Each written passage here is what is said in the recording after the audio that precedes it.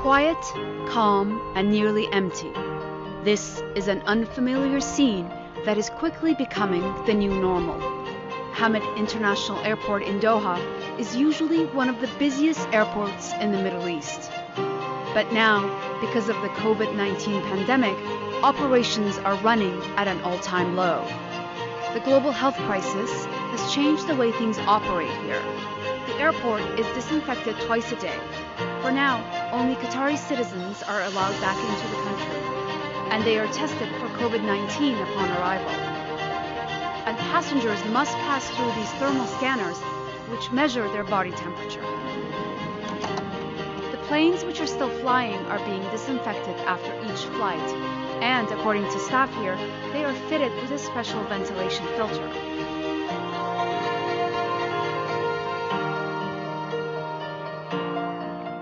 I've never seen anything like this before in my aviation career. At the moment we have about 80% of the fleet in parking mode.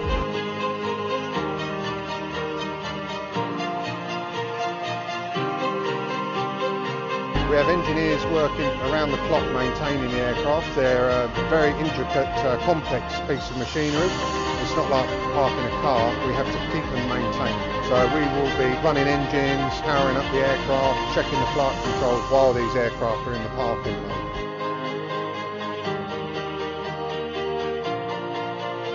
Once the world starts returning to normal, we will be ready.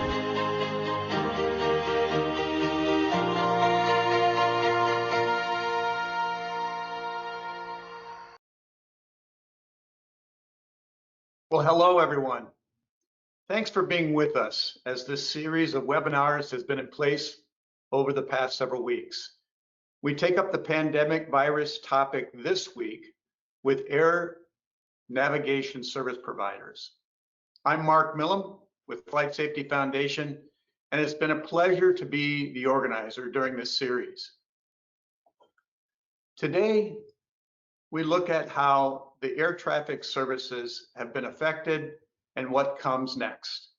We'll find out what they think about how fast and how carefully we plan for the risks ahead. In today's event, we want to hear from our audience. I've got just a few short instructions.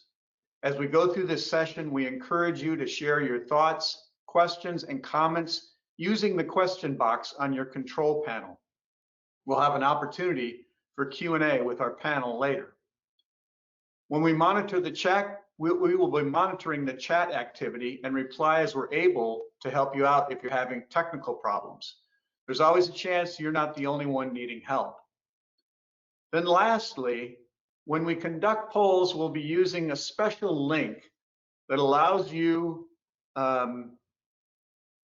to participate within a separate mobile device or a separate browser window.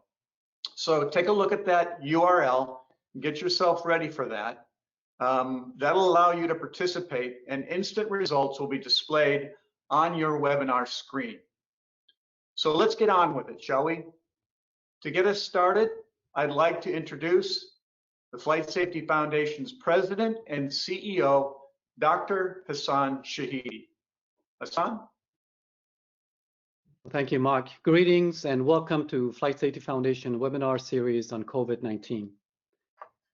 A special welcome to Foundation members from around the world, those who participated in our previous webinars. Good to have you back with us. I hope everyone is safe and keeping healthy as we are working our way through this pandemic crisis. During the past couple of months, we conducted a series of webinars on the impact of COVID-19 on the global aviation sector. Those webinars are available on the Foundation YouTube channel. More than 24 experts and government officials, medical and industry leaders participated and explained the situation from different perspectives. They described the devastating economic impact and drastic reductions to air traffic operations. I'll briefly summarize the past webinars to set the context for our webinar today. By any measure, Global passenger traffic is drastically down in all regions around the world, and the numbers are staggering. Even with a modest restart, the 2020 reductions will be significant, and our panel today will talk about that today. When you look at it from a historical perspective, the impact in the aviation sector is like we have never seen it before. And the hope is that we've seen the bottom of this drastic drop. Since January, countries rapidly imposed travel restrictions around the world. At this point, we see partial or complete closures of borders. Uncertainty and financial hardship have taken a toll across regions and stakeholder community. Aviation professionals, airlines, airports. The panel today will discuss the impact on ANSPs. Interestingly, video conferencing is having an unexpected surge to fill business and society's need to communicate and travel. Zoom is now worth more than the world's top 7 airlines combined. Moving forward, those countries that have successfully flattened the curve are underway to restart operations. World airlines are announcing their restart plans. Here you can see Qatar, Lufthansa, and other airlines and their projections. Will ANSPs be ready to handle the demand? We'll hear from them today. But what does the future look like, and how do we build passenger confidence? What is the new normal, and will passengers want to fly under these conditions? A big focus is getting passengers back in the air by building confidence. You can see here that more than 90% of airline measures, as an example, are focused on sanitary issues. You might even encounter an autonomous cleaning robot at an airport. Recently, we've seen regulators around the world put in place plans to gradually remove restrictions, some with certain conditions.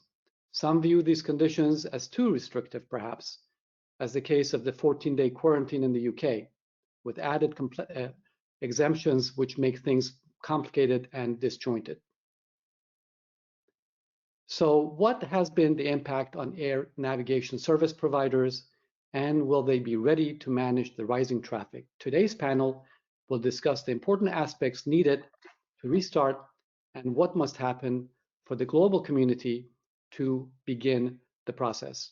At this point, please join me in welcoming the panel. Eamon Brennan, Director General, Eurocontrol. Terry Bristol, Chief Operating Officer, Air Traffic Organization, Federal Aviation Administration. Simon Hockart, Director General, Civil Air Navigation Service Organization, CANSO. Kevin Shum, Director General, Civil Aviation Authority of Singapore. Neil Wilson, President and CEO, NAV Canada.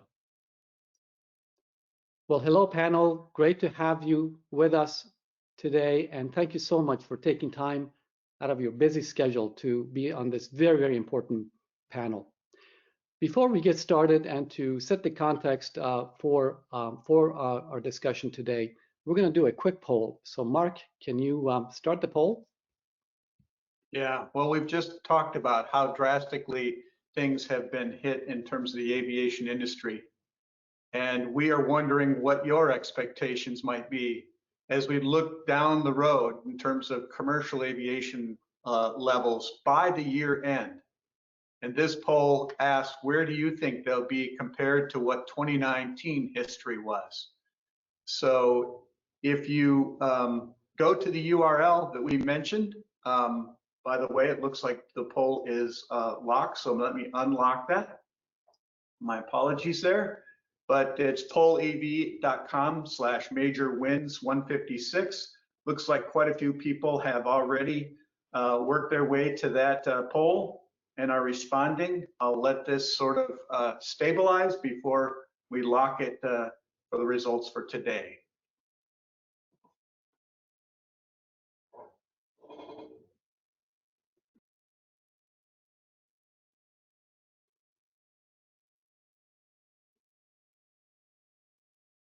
All right, I will lock that in. That gives us our results. Panelists can have seen the results, and Hassan, you can take it from there. Great. No, thank you. This is definitely great, and this will definitely be the topic of the first round in terms of the perspective of where we're going to be. So Simon, if I may start out with you to help us get started with setting the global context for where we are and where we expect it to go with respect to operations. Thank you, Hassan, and thank you for inviting me to take part in this panel. Now, I think a lot of it's already been said as what has been this is an unprecedented time for our industry. And as you say, I'm going to give a very high-level overview of the global air traffic situation right now, which is slightly different to passenger numbers because there are obviously aircraft still flying with cargo only. Now, there's no doubt that this is unlike the impact of COVID-19 the impact is like nothing we've seen before. And this graph powerfully demonstrates how the increase in COVID cases triggered a drastic decline in daily global flights. Tragically, from here you can see the number of global cases of coronavirus is now over 4.7 million. Now, from an air traffic point of view, what's interesting is that despite the restrictions on traffic to Asia that began at the end of January, global traffic numbers largely held up through much of February and even very early into March. But by the second week in March, the erosion of traffic began, and over the course of the 2 weeks, we saw declines from a daily average of just over 100,000 movements to 40,000 movements daily by the end of that month. April began with a slightly slower decline to a low point, and it was a low point of fewer than 32,000 movements per day. More recently, on a slightly more positive note, there's been a slight increase to a current average daily of approximately 37,000 movements per day. So what does this mean for the ATM industry? Well, since the pandemic first started, we've been dealing with a pretty dynamic air traffic picture, travel restrictions, changing air cargo patterns, complete closure of some airports, and the grounding of many airlines. But at the same time, we're keeping the ATC infrastructure operating to enable the repatriation flights, medical support flights, and predominantly now the transport of vital goods. In other words, aircraft are still flying, and quite a lot in some parts of the world, all of which need air traffic services. So next slide, please. I now want to share some of the latest data from our partnership with Aireon, who collect this data to illustrate what's going on globally and regionally. And in this graph, we give a little look into a little deeper into what happened to the traffic. So on May the 13th, which is when we most recently updated our figures, the column on the left shows that about 27,000 unique aircraft were flying. That's a drop of 33% from the average number of aircraft that flew the first week at the beginning of the year. However, this has improved from the beginning of April, when half of all unique aircraft across the world were parked on the ground. And those fewer aircraft that continue to operate are flying less. The decline in average global movements in the middle column is even larger at a 63% drop, with 67,500 fewer movements to just over 41,000 on May the 13th, again compared to the beginning of the year. And finally, the right-hand column shows that global flight hours have dropped by a similar amount, 62%, or by 143,000 flight hours daily. Now, that's interesting in that this particular number, can indicate whether long-haul flights are returning, and as it's roughly the same as the middle column, it suggests that long-haul flights actually are not returning just yet, and this is mainly a slight domestic upturn. So next slide, please. So how's that story played out across all the regions across the globe? And this chart shows a change in movement numbers since the beginning of the year. You can clearly see the Asia traffic, that's the pink line, began to fall starting in the last 2 weeks of January, with only minor effects across all the other regions. Now that continued into early March, when the traffic in the Middle East started to drop off. Now that's the blue line that just drops before everybody else. And that was closely followed by all the other regions in a very similar pattern of steep decline through to the end of March. Now everyone is looking to Asia for signs of recovery. And as you will see from this chart, Asia and Pacific traffic saw a slight increase in recent weeks. But it's also interesting to look at the North American story, and you'll notice that in early February, North America traffic, which is the red line, was actually up 10% compared to the beginning of the year, all the way up to the second week in March. As you can see, North America then followed a similar trend of decline, but is not seen as a bigger decrease as other parts of the world. But what you also notice is that there's been a slight decrease in North American traffic in recent weeks. So I think from these slides, you can see the extraordinary decline in air traffic and the slightly different stories across the regions. But one thing that is constant is this dramatic decline in traffic has resulted in a drastic fall in revenues for ANSPs, many of whom now face a liquidity crisis. So for CANSO, this has heightened the need for advocacy. We've been intensely lobbying states to ensure that ANSPs are considered part of any financial package. And we've also been working hard to connect our community and share knowledge and best practice among our members, and I'll share a bit more about that later. Thank you. Thank you, Simon, and great to point about the regional differences in terms of when they started to reduce operations and when they're starting operations. So with that, can I go to Ayman, and maybe Ayman, could you discuss from a European perspective, region perspective, what is happening with respect to air traffic and what do you expect? Good afternoon or good morning, Hassan, from a very sunny Brussels.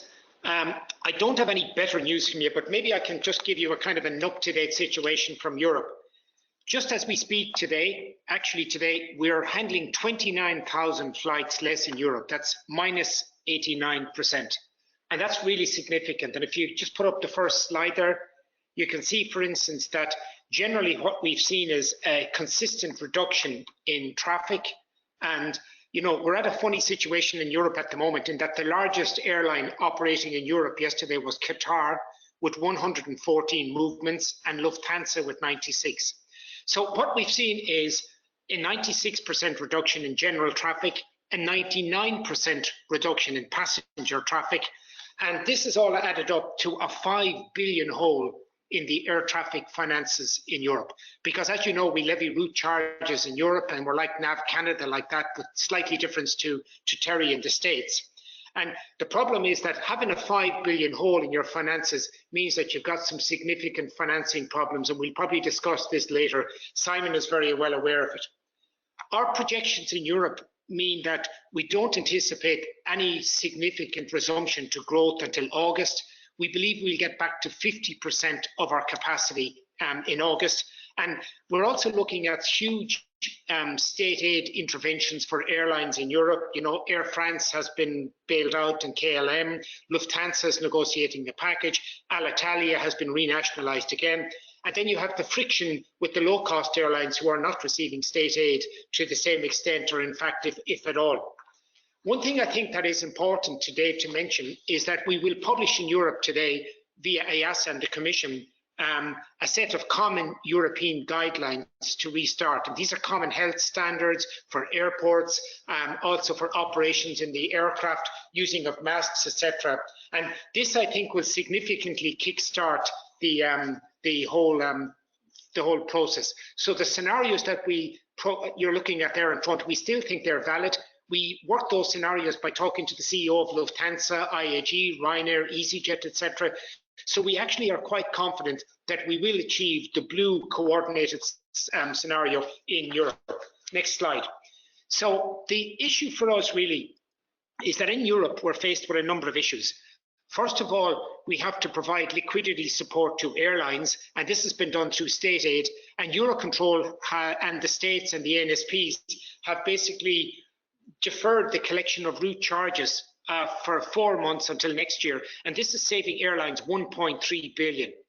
In parallel to that, we're borrowing a similar amount to support ANSPs in Europe, because the reality is ANSPs in Europe will have no cash for basically March to the end of August, and this is going to result in significant economies. And as the network manager, we're very keen to make sure the network stays operating and as a whole, because not every state can afford to bail people out in the same way.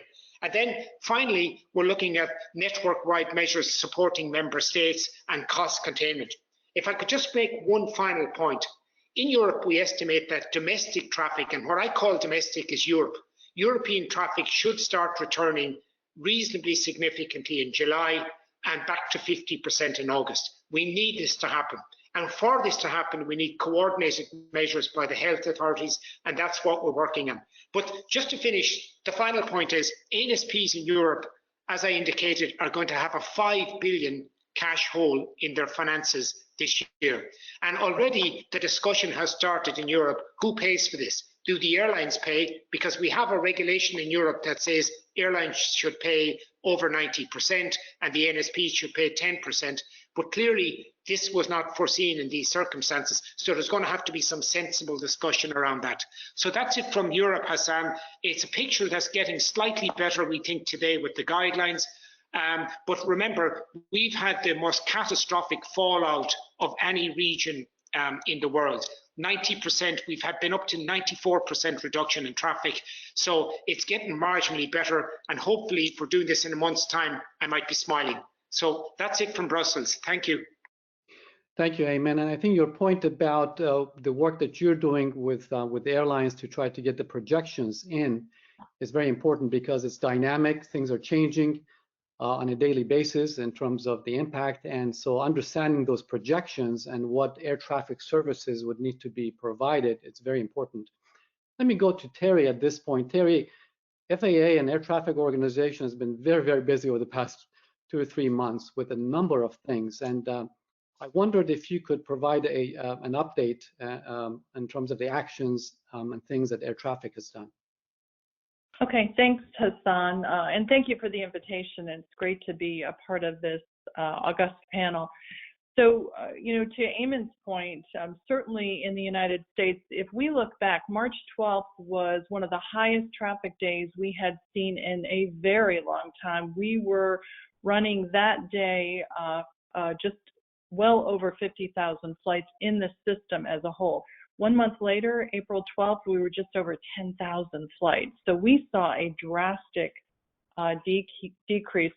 In the US, we quickly pivoted as an ANSP to focusing on a few key things. One was supporting the flights that were carrying PPE. We saw this from other countries bringing it into the US and sharing those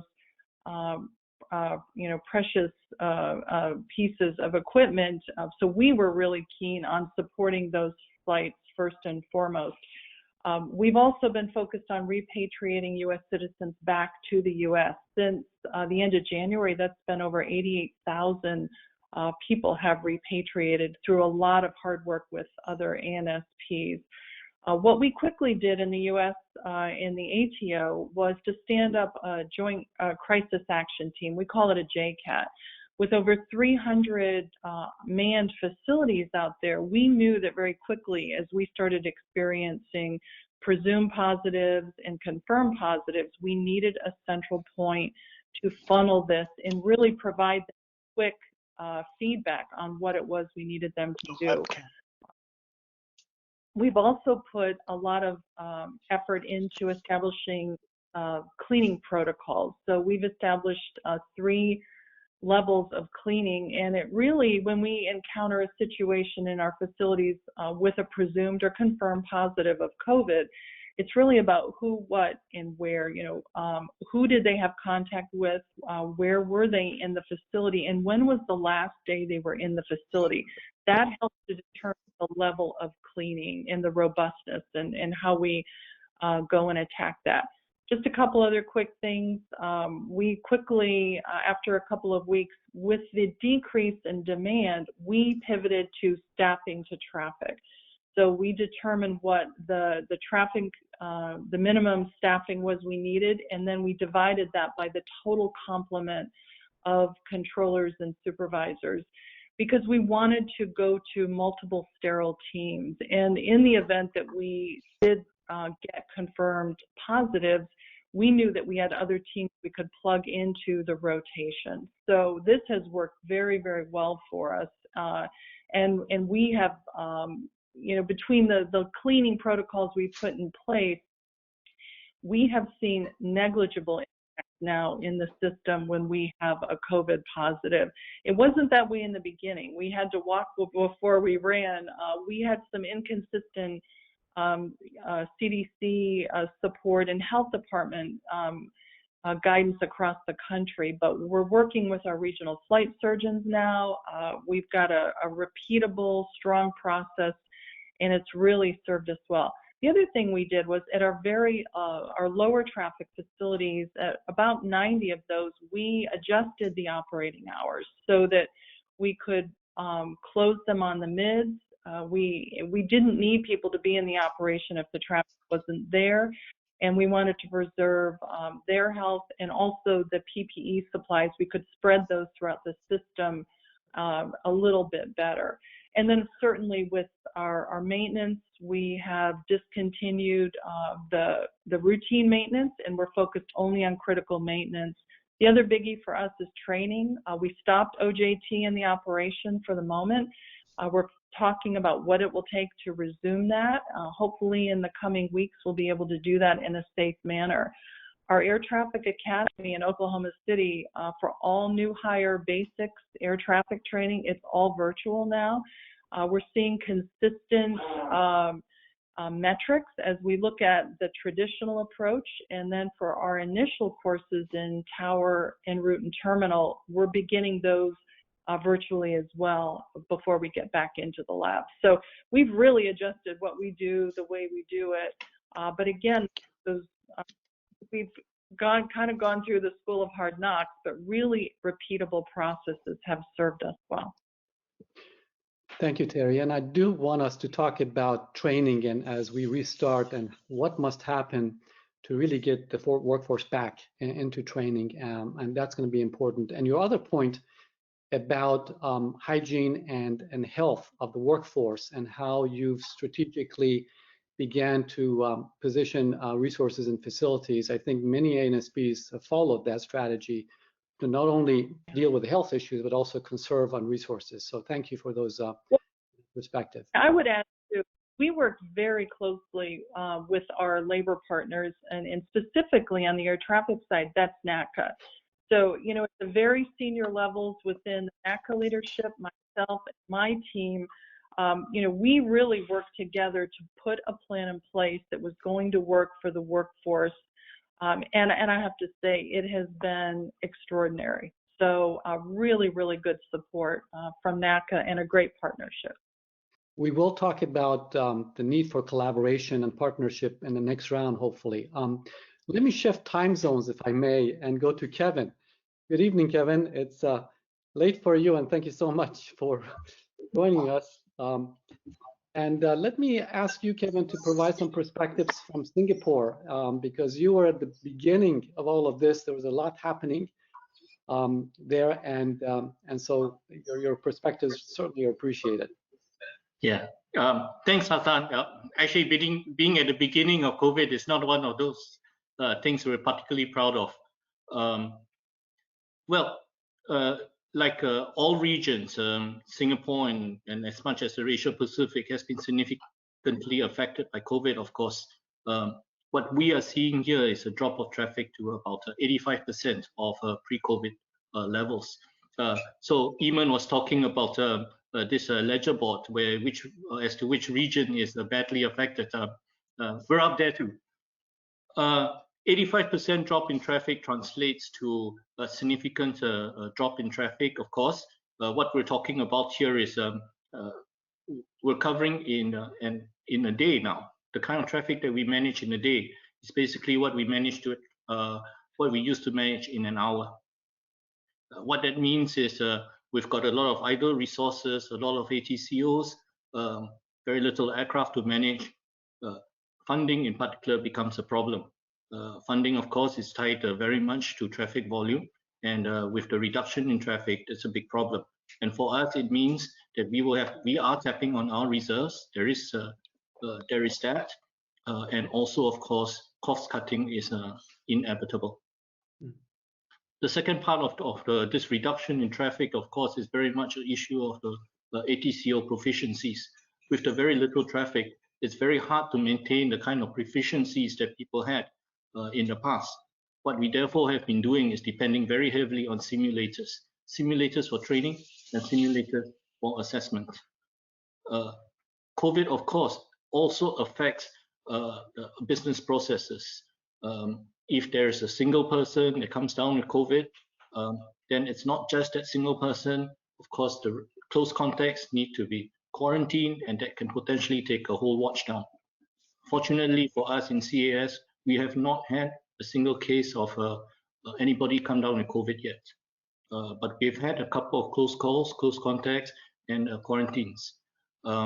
It's not been easy to manage, and we of course have to put in business continuity processes. We make sure that our staff are as safe as possible. We are safe distancing, we have segregation of teams. We require all staff to wear masks, even on duty. We also go on to put in place a segregation. We've got separate teams, and we've also, to ensure business continuity, actually created additional watches just in case. But I actually wanted to move on and say that even as COVID presents many problems for us, we also see opportunity in this. Churchill said, right, never waste a good crisis. So what we've been focusing a lot on is the opportunity to invest, to develop new methods, new technologies. We have not reduced our investments in R&D. In fact, we see it as an opportunity to do a lot more. What you see in this picture is our smart tower work. We are actually moving on to shadow mode. Because there is a lot less traffic now, we are now able to release our controllers to participate in the shadow mode, to familiarize themselves with the systems, and also to take in their suggestions to improve the ConOps when we bring up the smart tower. We have other projects. The other one that I'm particularly interested in is that we are starting work on developing a new ATM system. What the current situation does, it gives us an opportunity to draw in controllers who now have more time into the process from the beginning, pull in their inputs so that we design from the onset a system that is fit for purpose from the controller's perspective.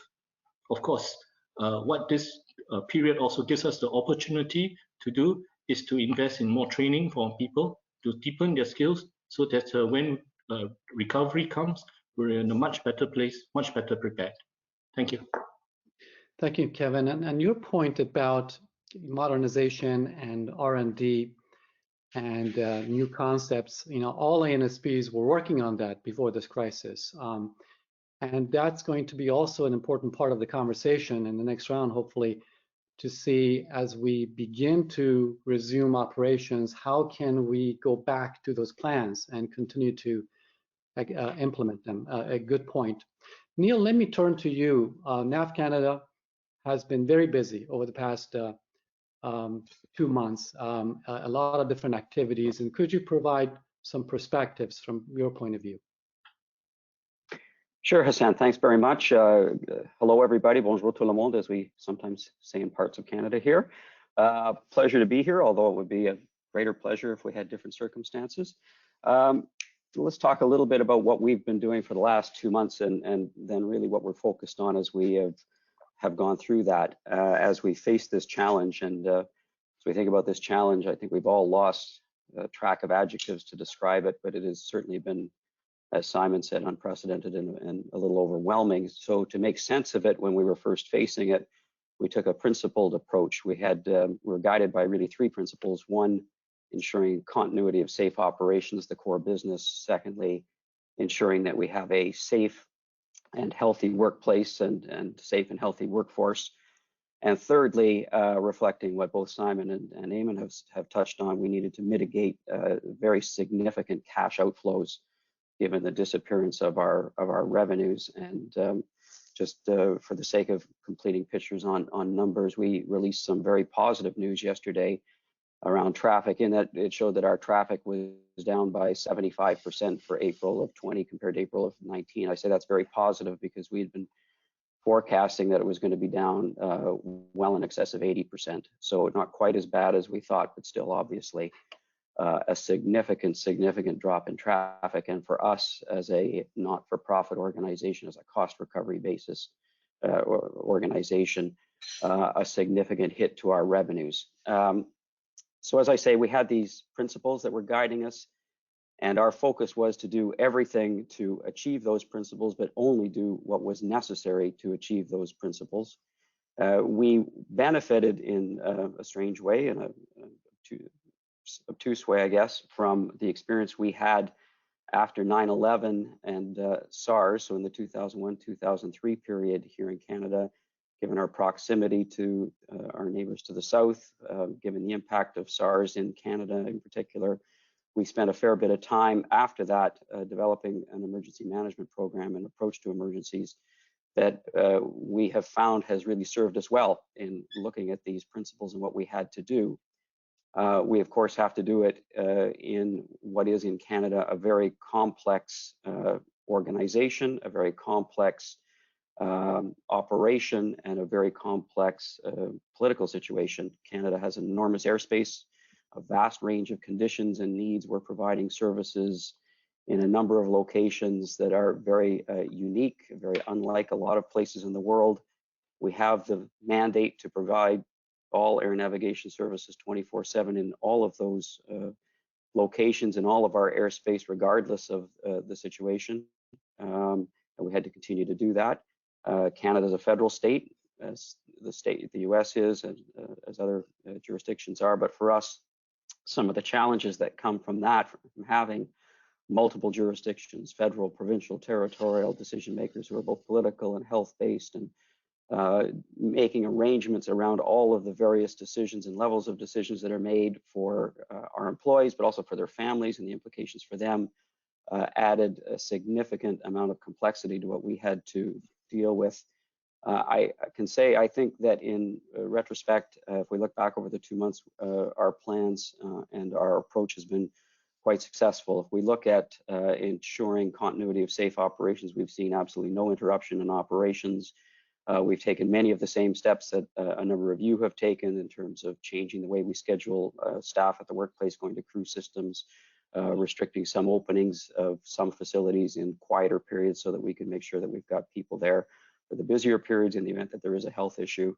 When it comes to the safety and the health of our workforce and the safety of our workplaces, a lot of the same sorts of work that was done in terms of hygiene and sanitation and isolating contingency workstations and those sorts of things, restricting access, all of those sorts of measures having been taken, and again, very, very successful. We've had 3 positive tests for COVID of people who had some proximity to the workplace, and instantly remediated all of the workplaces and dealt quite successfully with that.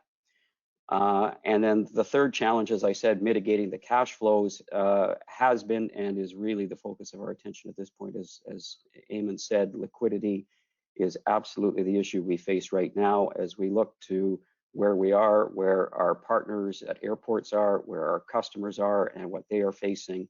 And as we now plan for the reopening, we have commenced our reopening plans, a staged approach to how we'll reopen. But clearly the challenge we face as we work together with our partners and with our customers is how are we going to collectively deal with the liquidity issue that we all face from the very, very significant downturn in passenger traffic and obviously in movement of aircraft as well. So that's a little bit of a summary of where we've been in Canada over the last couple of months and what we're looking forward to as we go forward. Thank you, Neil. Thank you for the summary. And panel, great level set in terms of the different things in different regions around the world and the different issues. And as we can see, there are some common threads that I think across the board we're all working on. At this point, we're going to move to a quick poll with our audience. We're reaching 450 people that are participating from across the world and different regions and from different stakeholder communities. So Mark, turn it over to you. Yes. interesting question for our audience. As you think of some of the risks in getting started again, we know that the European work that's been done identified runway incursions as a possible hazard just because things have changed. And one of the things that they've laid out in their plan was how could some of these causal factors influence runway incursions. So we're just asking the audience, what do you think are the most likely causal factors as we start to ramp up operations for runway incursions? And I'll give that some time for that to stabilize.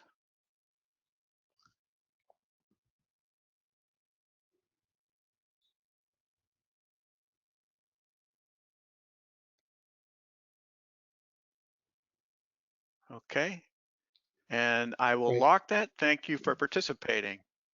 Thank you. And just hold that for a second. I think this goes to the discussion that we're having about training and making sure that those skills going back, resuming operations are going to be there. And this poll clearly shows that certainly that is a concern, not only from air traffic perspective, but also from flight crew perspective.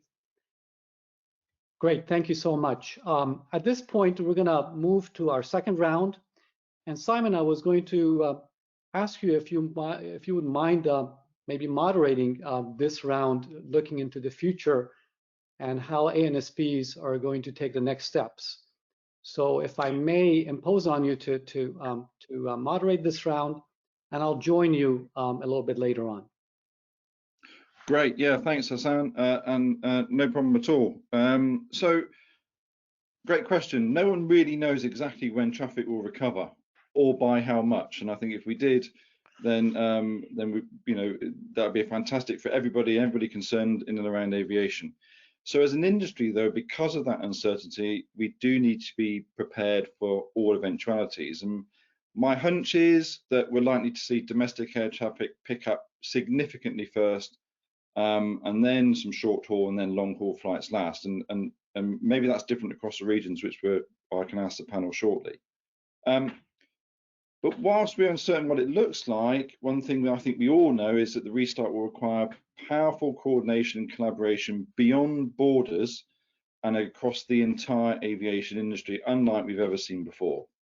Now, CANSA is playing an active role in ICAO CART conversations, and ICAO is playing an active role actually in cross-industry conversations designed to plan for the restart, which is good. We are, as an association, are also leading coordination amongst our members, because for ANSPs, I think it's likely that traffic will be unpredictable when it does return, with spikes and troughs as borders are opened and potentially closed again as and when and if the virus returns.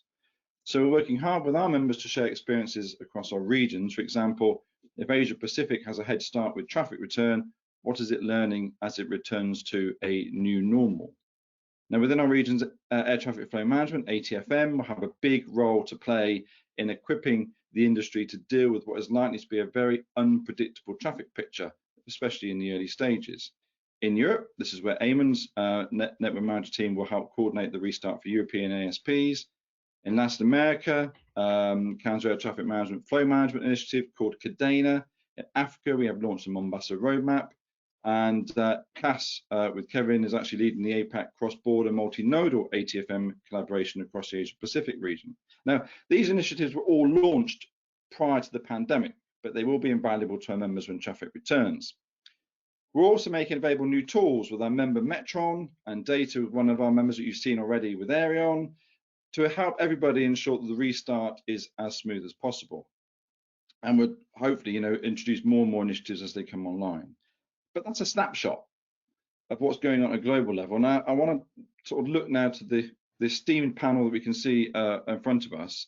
And I'm going to ask a generic question. I know you're all really focused right now on doing what you need to do to ensure business and operational continuity.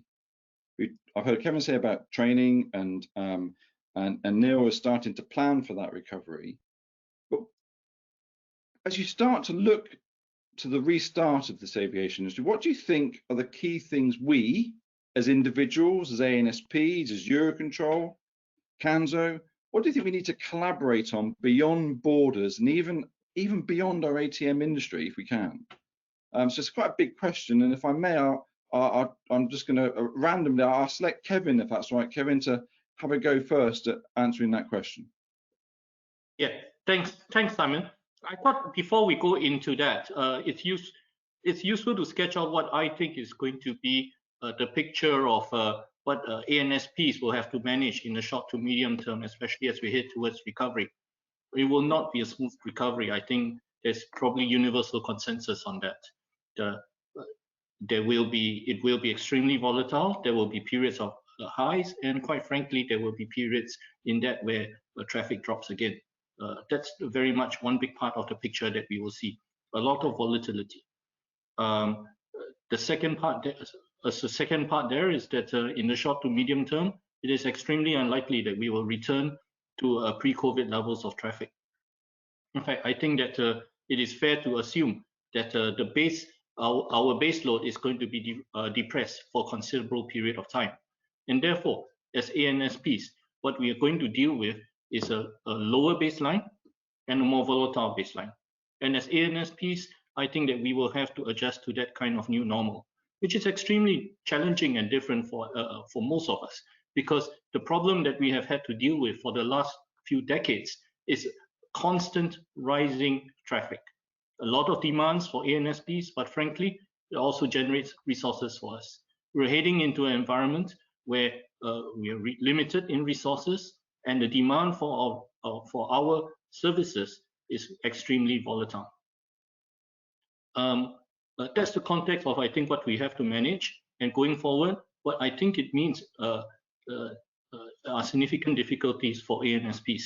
Let me go forward a bit on that thought. I would add that the problem for most of us as ANSPs is that we're extremely rigid. We have huge investments in equipment, and these cannot be unwound anytime soon. We're extremely people-intensive business, and people, again, are not something that you could just let go at a moment's notice. They take a long time to train, and when we want them back, we take months, years to put them back together. So we cannot release people if we are looking towards recovery. But the truth of the matter is that the volume of traffic that we would deal with is a lot less than what we would expect, and therefore our needs for manpower will not be as great as what we thought we would need, say, even just 6 months ago. I think that's the picture of what I would see going into the future, and it means that as an ANSP, we've got to manage with a lot fewer resources, a lot more volatility. Maybe I'll stop there. Thanks, Kevin.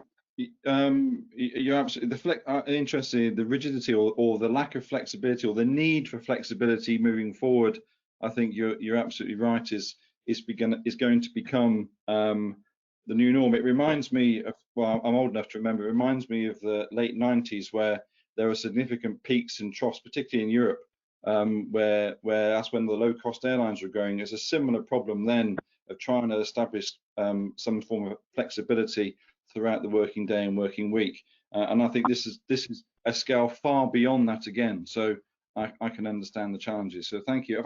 Neil, can I just turn to you and ask you from a North American regional and ANSP perspective, are you faced with similar concerns? Yeah, thanks. I mean, I am. I think if I think about collaboration, what we can do, I can think of it in 3 ways. One, just as we've responded, and nobody has a monopoly on ideas, we've done, I think, a great job in talking amongst ourselves and learning from others. I know that our folks, in talking with Terry and her folks and her crew down in the US, learned an awful lot, and we worked very, very well together as we responded. And so I think as we go about reopening, we're going to continue to do that. We're going to continue to talk with all of you and with all of our colleagues about how best we go through this on a tactical basis as we go through the next little while. I think to Kevin's point earlier about don't waste an opportunity and don't waste a good crisis. what our business is going to look like in the next 5 to 10 years is going to be very, very different from what it looks like now. And yes, we have these very rigid institutional restrictions that we have around, we're people intensive. We've got a lot of technology that's expensive, but we've got a lot of sunk costs. It takes a long time to train. We make a big investment in our people. All of those sorts of things are things that we need to start changing. And I think we collectively need to think about how we're going to go forward and move forward to change that. And I think the third thing that we need to think about collaboratively is outside of our own industry, but with the entire aviation ecosystem, is how are we going to collectively deal with the liquidity crisis that we're all facing? Some of us as ANSPs, certainly the airports and absolutely our customers and what they're facing. And we're going to be making some very difficult decisions in the near future. Some of us have governments that are quite supportive. Some of us have governments that are not quite supportive. And so as we deal with that and we make our decisions, we want to make sure that we're looking at all options and all alternatives so that as we make those decisions, we can do it in a way that is part of a solution to reopening, not just for my own company, my own business, but for the entire industry. And I think those three things are things we need to continue to talk and collaborate on as we move forward. Yeah, thanks, Neil. Again, can't agree more. I mean, liquidity, as you say, some states are much more helpful than or in a position to help much more easily than others. But as an entire aviation ecosystem, I think the word you used, I think you're absolutely right. We're all in this together, and I think if we're all in it together, we all need to be able to work together to get back out of it again, and that has to be done as well as possible in order for it to be as smooth as possible, taking back to Kevin's point about being unpredictable and volatile. Sharing is another great one. If you look back at the safety slide, that poll that was done just a minute ago, that's about everybody in the airport ecosystem working together, learning together, sharing together in order to mitigate those safety risks. So your points made are absolutely valid. Terry, if I can turn to you, I mean, you are, as you said, you are still dealing with an awful lot of aircraft at the moment.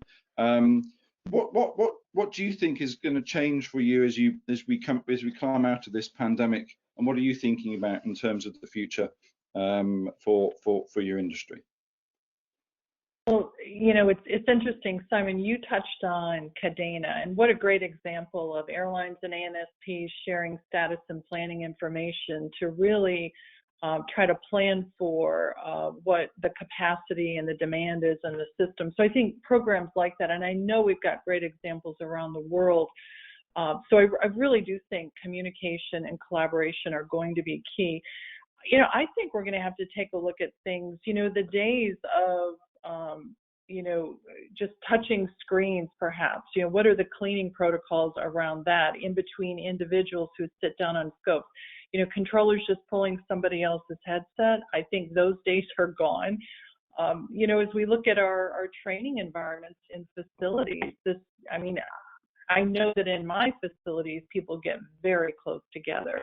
So I think what we're wrestling with is, what does it look like as we bring that back again? I think we will establish some new norms, but at the same time, I think it's a tremendous opportunity for us, because we can focus on some training aspects, especially around proficiency and recurrent training, that are very difficult to get to, and people almost look at them as just checking the box, having to fit those opportunities in. We are prioritizing those now and into the coming months, because this will be a great opportunity to take more time to do those things.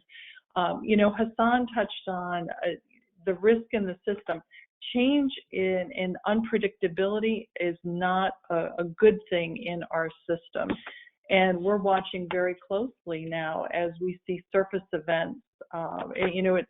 With traffic down, sometimes you think it should quite be that way, but for many reasons, we see that we are seeing surface issues where we just wouldn't expect to see them. So we're watching that very closely as well. But we on the technology side, much of our work, if it wasn't being conducted in a lab environment, that work continued. So we're hoping to continue to make those milestones.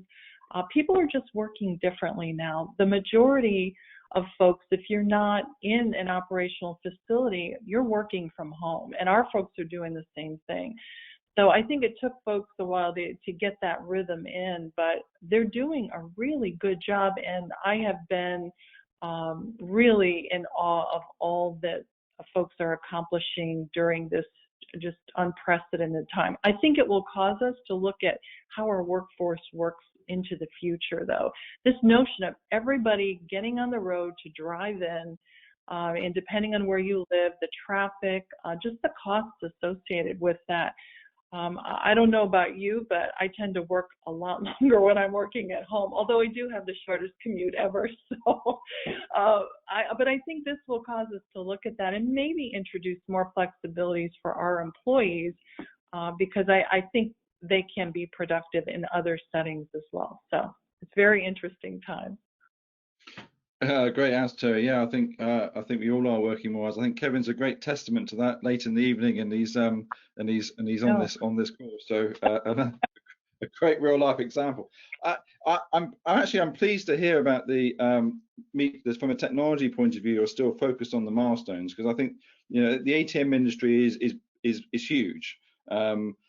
The aviation industry is massive. The ATM industry is ANSPs and all those technologists and suppliers and so on and so forth as well. So it has an impact across a much bigger spectrum than perhaps we original think. And also, I think that does help protect some of the medium to longer term future, with the continued technology advancements that we need to make within this industry beyond this pandemic. So good call. Eamon, I'd like to turn to you if I may, and I know I've asked the same question of everybody. I was going to add a slight additional question to you, because you're in a unique position within Europe, within that network of 30 plus ANSPs. So about what do you think key things we need to think about? But additional, what's your view on? Do you think there's going to be a new normal for European air traffic? Hi, Simon. I just want to pick up on what I'll answer the questions, but I want to pick up on what Terry said. It's very important. I think it's important to maybe get a reality check here. And I think the reality check is this COVID issue is not going to just disappear. It's going to show up again, maybe in October, maybe in November. And the question is, do we handle it the same way again? Is there a full economic lockdown? And I don't think states are going to do it this way the next time. So I think we've got to be prepared for kind of recurrence of this kind of problems, but maybe handle it aviation-wise a separate way. To me, Simon, there's a couple of key things I think we've got to be careful. First of all, the situation in Europe is worse than you actually made it out to be, because we have 41 member states, 90 air traffic control centres, and 37 or 38 ANSPs. So coordinating them all together is a big problem. But the biggest thing we need to be careful of as an industry, and this is what I would plead with everybody, is that we don't eat each other. We don't have airports attacking ANSPs, ANSPs attacking airlines. We got to stop this, because there's a tendency to point the finger and to say, you got to pay, you got to pay. And picking up on Neil's point, after we've agreed that we're in it together, we got to figure out how we get finance back into the system. So for me in Europe, every day I'm focused on getting the network back running, getting aircraft back flying, trying to do this. And today I think we'll reach a milestone when we get the EASA protocols published. For the ANSPs, Simon, a really important thing. This is also a big problem, but it's also a big opportunity. And there's a number of technologies in Europe that we've been looking to try and roll out over the last number of years. And the reality is we get resistance from ANSPs, we get resistance from airlines. And what I'm looking at is things that bring about scalability. And I'm looking at things like dynamic airspace configuration, virtual centers, cross-border sectorization, all of the things that enables us to be scalable and to be flexible. Because Terry makes a point. There's too much fixed cost in the system, and it's difficult to manage it any other way. But I think we should learn from this. Look at what happened. We went from 100% to 9% in 4 days. And then we're staying at this. Never in 30 years have we been in such a bad situation. And this is something we really got to pick up the lesson from. But I'm a little bit more optimistic than most. I think that by August, we'll be back at 50% in domestic operations in Europe. I'm pretty confident of that. And I think we'll resume long-haul operations sometime towards the second half of July, because I think that the crescendo that knocked us into this crisis will actually bring out quickly pent-up demand. You have super sales from from low-cost carriers. I've already heard that one carrier is offering 25 euros for anywhere you want to fly in Europe, as long as you book it by the end of June and you travel before the end of August. So these type of things to stimulate demand will happen.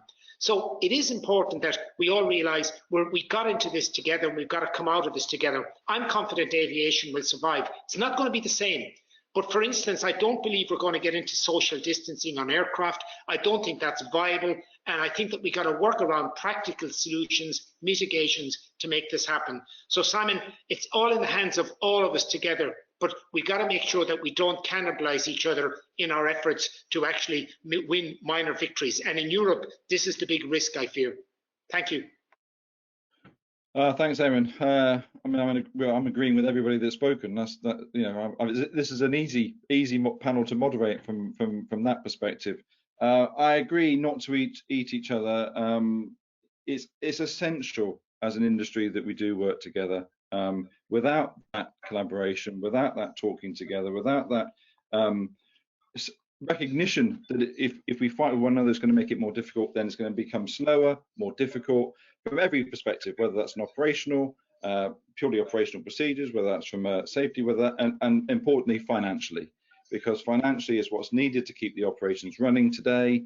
Also financially, it's important to keep the investments going for tomorrow, because tomorrow will happen in some form or another, and we need to be ready for that. I see Hassan has miraculously appeared on my screen in front of me, which is my cue to hand it back. But Hassan, I hope that was useful, and I'll hand it back to you now. Thank you so much, Simon, for moderating and panel. What a fantastic set of conversations and key points that I think all of you shared. And I noted those. Certainly, we talked about partnership and financial viability, but we also talked about some new relationships that as a result of this we're developing, for example, with the medical community and with government agencies we had never heard before, that we're beginning to build those relationships because we need to. And of course, as many of you said, and Terry mentioned, focus on workforce, and as we resume traffic, focusing on safety. So thank you very much. We are getting a number of questions, and so let's go to some questions, Mark, and perhaps we have time Sure. to do a few of those. Yeah. Regardless of airlines' wish to fly, and perhaps many passengers, and they plan to fly and sell seats, if the destination countries on an international travel still has arrival restrictions, does this make it a pretty difficult prospect with further rescheduling and cancellations? What do you think we'll face on that? Okay, good question. Who would like to take that on? Okay, Eamon? Okay, I think I can answer that. If you've got arrival restrictions, nobody's going to operate. There's no airline in Europe, at least that I know of, that's going to operate into a destination where you've got 14 days quarantine. So we looked this week and we saw Italy has announced the lift of the quarantine, but we have a ridiculous situation where the UK has just announced a quarantine for 14 days, and in fact Ireland and Spain. So the message we're getting from the carriers is we will not see a resumption until this quarantine is restricted. So they've got to be flying from a safe location to a safe destination. It ain't going to work. Who's going to take a flight and then find yourself locked up in a hotel room for 14 days? Anybody I'd else? just like to jump into. Eamon's right. Nobody's going to travel with that kind of restriction. But I think from an ANSP's perspective, it doesn't mean there won't be traffic. In fact, what we see, of course, over the last few months is a significant increase in cargo traffic, passenger aircraft carrying cargo. From an ANSP's perspective, flights are flights. It means we still have to control them, we still have to manage them, we're still responsible for them. Actually, going back to that point, cargo traffic is now increasing significantly. I dare say that of the overall traffic in Singapore, for example, now, about half of it is cargo traffic. Thank you, Kevin. Let's see if there is any, let's go to another question, Mark. Sure. Would any of you recommend that operators should carry additional contingency fuel to account for possible reroutes or diversions associated with ATC 0 events in your facilities? Terry, let me ask you to take a shot at this because I know there were some specific ATC 0 situations, and maybe you can start out with how you all dealt with it. Yeah. Okay. Certainly. So, Midway in Chicago was our first facility where we encountered COVID positives. Again, we had really inconsistent guidance from local health authorities, and ultimately, we were told we had to get all of the controllers out of that building. And at that point, the quarantine period was 14 days. But over time, we were able to work with our regional flight surgeons. We got that pulled back. We were able to get folks in. But what we did was we coordinated with our adjacent facilities. We were able to run that airport. We reduced the rate, but the airport was always open. And I think to this notion of carrying fuel because of ATC zeros, we've got a pretty robust system through our command center. We do hotline calls every 2 hours throughout the day with all of the carriers, and the associations dial in. So we're sharing information continually.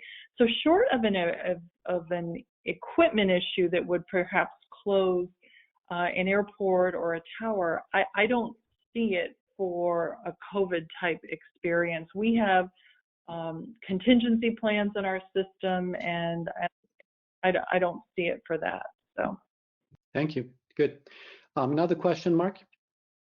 Sure. Do you think there will be an issue of retaining any expertise and knowledge if ANSPs downsize to meet a longer-term revised demand? Neil, can I ask you to maybe start us on this question, and anybody else can jump in as well? Sure. With the drop in revenues, obviously we're doing everything we can to contain our costs, and as has been mentioned, we're a people-intensive business, so about 70% of our costs are related to people. So as we look to manage our costs, we look where we can do that. When you make an investment in a controller, you want to realize a return on that investment over the 35 or 40 years they're going to be with you. So given the way lots of collective agreements work, if you're going to start laying people off, you're going to lay off the youngest, and that's not what you want to be doing. So we have a program right now of early retirement incentives. So people who have been with us for 35, 40, 45 years, their pensions are fully vested or maxed out. We're giving them a little bit of an incentive to leave because we've realized in crude terms, we've realized the investment on those people. That comes with a cost though. That cost is that you're going to lose that expertise. So it's part of building and ensuring you're there for the future, but that's very much a concern of ours. So as we go through this program we are within the rules of our collective agreements with our bargaining agents, with our unions, being as tactical as we can be, because as we look at specific units and where people are, the expertise they have, how best can we manage our way through those things? But it's absolutely a concern. Thank you, Neil. Let me ask Mark for another question. Sure. Does anybody foresee consolidation amongst ANSPs, or is this just a step too far for most states? Eamon, let me turn to you, and then maybe Simon, you can jump in too, but that's a very good question.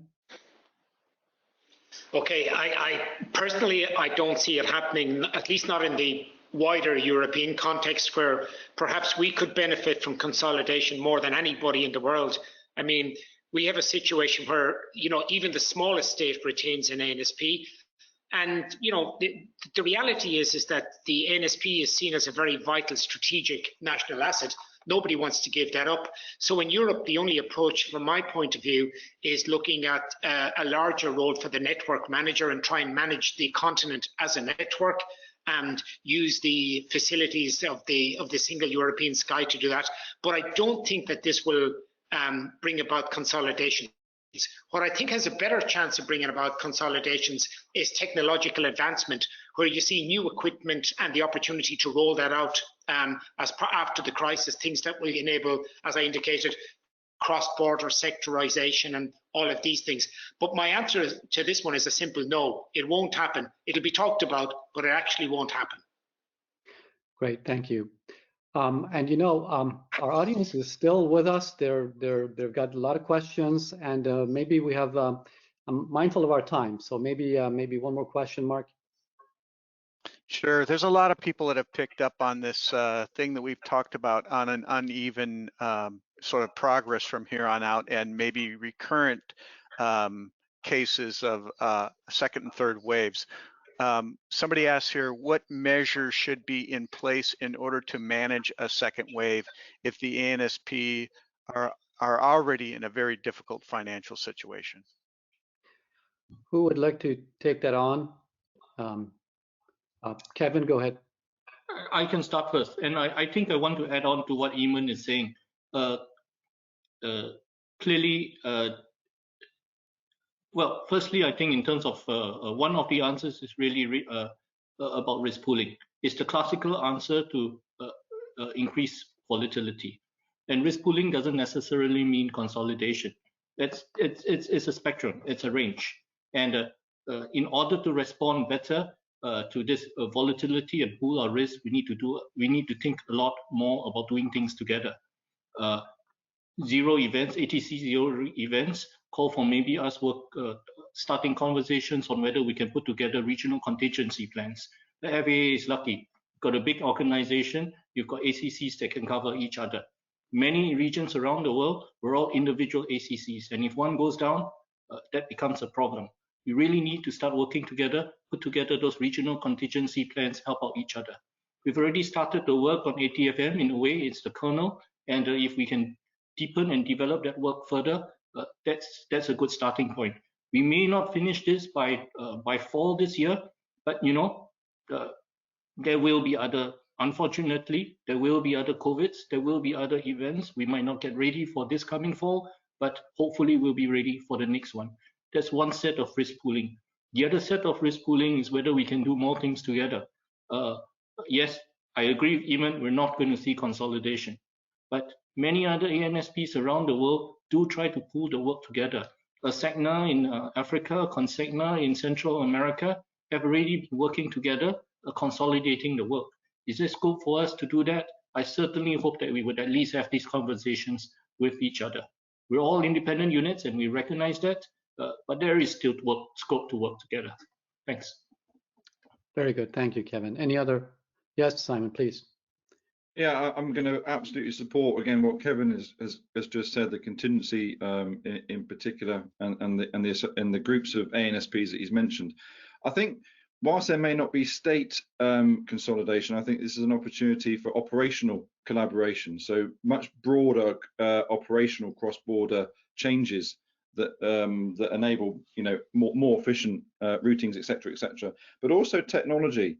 Now that the finances is an issue, I think there's an opportunity for much more collaboration between a number of ANSPs to collaborate in new technology going forward, and therefore sharing expertise, sharing that learning, and sharing the cost of developing that technology. That's the only other opportunity that I think, and in addition to the ones that Kevin and Eamon have mentioned, that we've got a chance to do.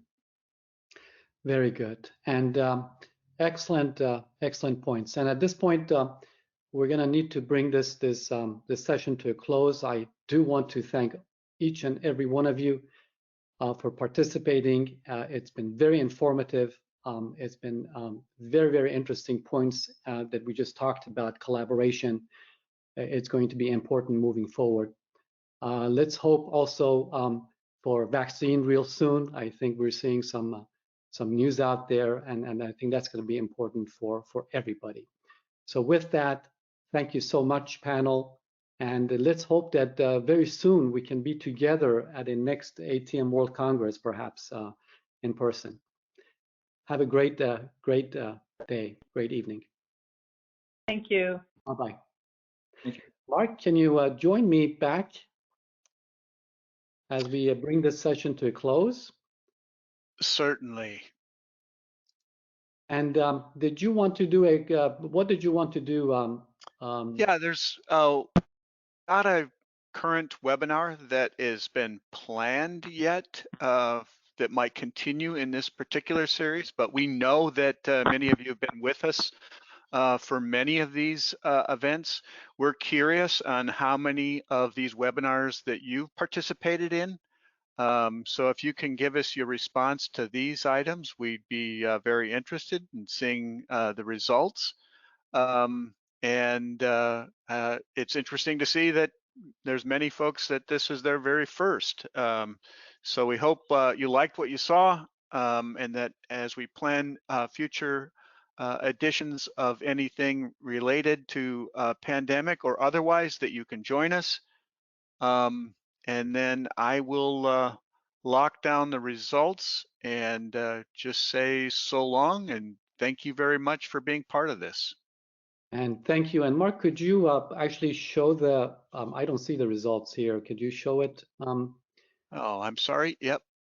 No problem. Just so that we can see it. Yes, excellent, excellent. Well, thank you so much, everybody, for participating today. And we wish you a great day. Take care.